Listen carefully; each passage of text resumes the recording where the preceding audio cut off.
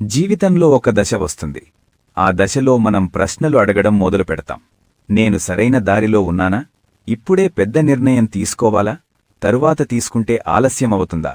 ఈ ప్రశ్నలన్నింటిలో అత్యంత బరువైన ప్రశ్న ఒకటే: ఇల్లు కొనాలా లేక అద్దె ఇంట్లో ఉండాలా? ఈ ప్రశ్నకు సమాధానం గూగుల్ ఇవ్వదు, స్నేహితులివ్వరు, బంధువులిచ్చినా అది వారి జీవితానికి సరిపోతుంది, మీ జీవితానికి కాదు. ఇప్పుడు ఒక వ్యక్తిని ఊహించండి. అతనెవరో కాదు, అది మీరు కావచ్చు. చదువు పూర్తయింది, ఉద్యోగం వచ్చింది, నెల జీతం 40,000 రూపాయలు. బయటకి చూస్తే జీవితం స్టార్ట్ అయినట్టే ఉంది. కాని లోపల భయం, సందేహం, పోలికను.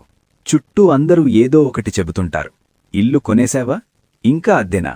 వయసు పెరుగుతోంది, తరువాత రేట్లు పెరుగుతాయి. ఈ మాటలు నెమ్మదిగా మనసులోకి దిగుతాయి, ఆలోచనలను ప్రభావితం చేస్తాయి. ఇప్పుడు ఈ వ్యక్తి జీవితాన్ని 2 మార్గాలుగా ఊహించుకుందాం. ఒకే వ్యక్తి, ఒకే కాలం, ఒకే పరిస్థితులు. మారేది ఒక్కటే: తీసుకున్న నిర్ణయం. మొదటి మార్గం: వెంటనే ఇల్లు కొనడం. ఇప్పుడే కొనాలి. అద్దె అంటే వృధా. ఇల్లు నా పేరుపై ఉండాలి. 20 లక్షల ఇల్లు, 18 లక్షల లోన్, 20 సంవత్సరాలు, నెలకి 18,000 ఈఎంఐ. మొదట చాలా ఆనందం.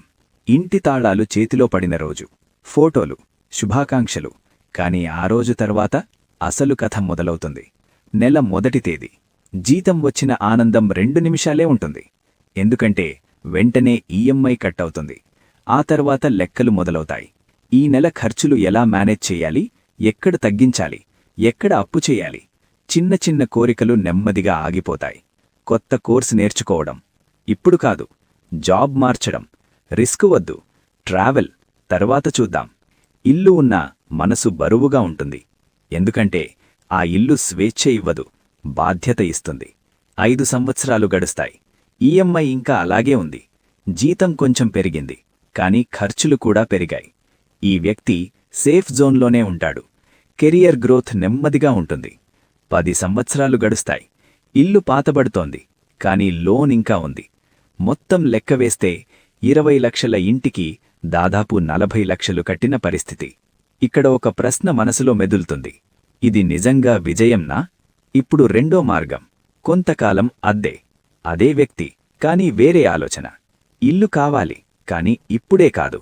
అద్దె ఇల్లు, నెలకి 8,000 రూపాయలు. మిగిలిన డబ్బు ప్లాన్తో వాడటం మొదలవుతుంది. మొదట ఎమర్జెన్సీ ఫండ్, ఆ తర్వాత ఎస్ఐపి, పిఎఫ్, స్కిల్ డెవలప్మెంట్. ఈ మార్గంలో నెల మొదటి తేదీ భయంగా ఉండదు. ఉద్యోగం నచ్చకపోతే మార్చే ఆలోచన వస్తుంది. కొత్త స్కిల్ నేర్చుకుంటే ఆదాయం పెరుగుతుంది. 5 సంవత్సరాలు గడుస్తాయి. ఆదాయం పెరిగింది, ఆత్మవిశ్వాసం పెరిగింది, పెట్టుబడులు పనిచేస్తున్నాయి. జీవితంపై నియంత్రణ ఉన్నట్టు అనిపిస్తుంది. 10 సంవత్సరాలు గడుస్తాయి. ఇంకా అద్దె ఇల్లు, కాని అప్పులేదు, బ్యాంక్ బ్యాలెన్స్ ఉంది, ఎంపికలున్నాయి. ఇక్కడ అసలు పాయింట్: ఇల్లు కొనడం మంచి నిర్ణయం కావచ్చు, అద్దె ఉండడం తెలివైన నిర్ణయం కావచ్చు. కాని తప్పు టైమింగ్లో తీసుకున్న ఇల్లు జీవితాన్ని నెమ్మదిగా కట్టేస్తుంది. సరైన ప్రశ్న ఇది కాదు: ఇల్లు కొనాలా వద్దా? సరైన ప్రశ్న ఇది: నేను ఇల్లు కొనగలిగే స్థితిలో ఉన్నానా?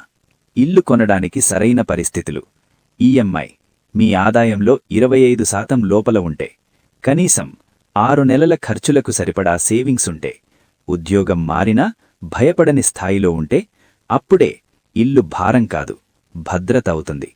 చివరి ఎమోషనల్ నిజం: ఇల్లు ఒక గోడల సమూహం. జీవితం గోడల మధ్య కాదు, స్వేచ్ఛలో నడవాలి.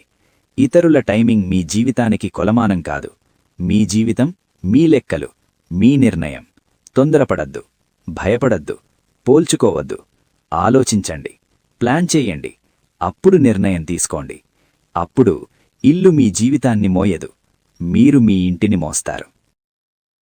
ఈ ఛానల్ మీకు ఉపయోగంగా అనిపిస్తే సబ్స్క్రైబ్ చేయండి.